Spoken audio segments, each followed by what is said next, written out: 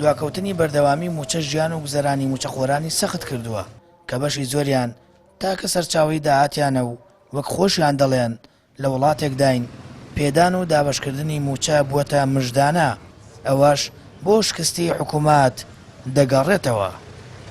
واللهی ئەوە ماوەی 10 ساڵە تقریبان هەر لە 2014ەوە کەم کێشە دروست بووە، کێشەی دواکەوتنی موچە و لێبڕین و پاشەکەوت و نەدان و ئەمانە هەر لەو کاتەوە هەتاوەکو ئێستش خۆتەزانی لیستی موچە بووەتە مژدانە و ئەم مژدەیەش ئەم هەفتەنا هەفتەی داهاتوو سەرەتای ئەم هەفتە کۆتایی هەفتە سەرەتای مانگی داهاتوو یعنی هەمووی لە چاوەڕوانی و هەمووی لە قەلەقیایە.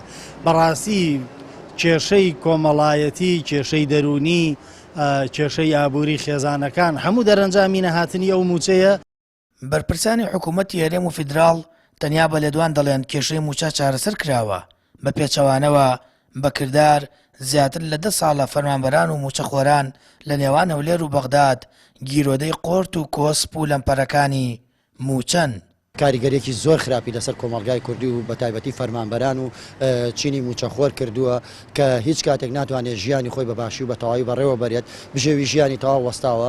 کاریگەری کۆمەڵایەتی و داڕوخانی خێزان و چەندین کارەساتی بەدوای خۆیان هێناوە کە ئەمەش هۆکارەکەی بۆ بێباکی لایەنە پەیوەندیدارەکان و حکوومەت و دەسەڵاتدارانی هەرێمە گەڕێتەوە کە هیچ کاتێک نانەوێت ڕازگۆ بن و سەرڕاست بن لەگەڵ میلەتەکەی خۆیان و لەگەڵ حکوومەتی بەغدادا کە بتوانن بە هەماهەنگی کێشەکانی موچەخۆران چارەسەر بکەن. تۆ سەیرێکی ئەم بازاڕە بکە بۆ نمونە چۆڵەیەکی پێوە دیارە، ینی کەس نبینی لە بازار باوەڕکە ئێستا ئەو دراوسێ دوکانم وتی بخەوین باشە، ینی لەبەرەوەی بازارەکە ئەوەنە چۆڵی پێوە دیارە هۆکارەکەشی تەنها ئەوەیە هیچ ئیشێک هیچ شتێک ینی هیچ سەرچاوەیەکی دارایی لە وڵاتەیان نەماوە تەنها موچەیە. موچەکەشەوە خۆتان نەزانن ئێستا چەندی 11 ئەمڕۆ مەسەلەن 7-8 تا ئێستا موچەی مانگی دەنەدراوە.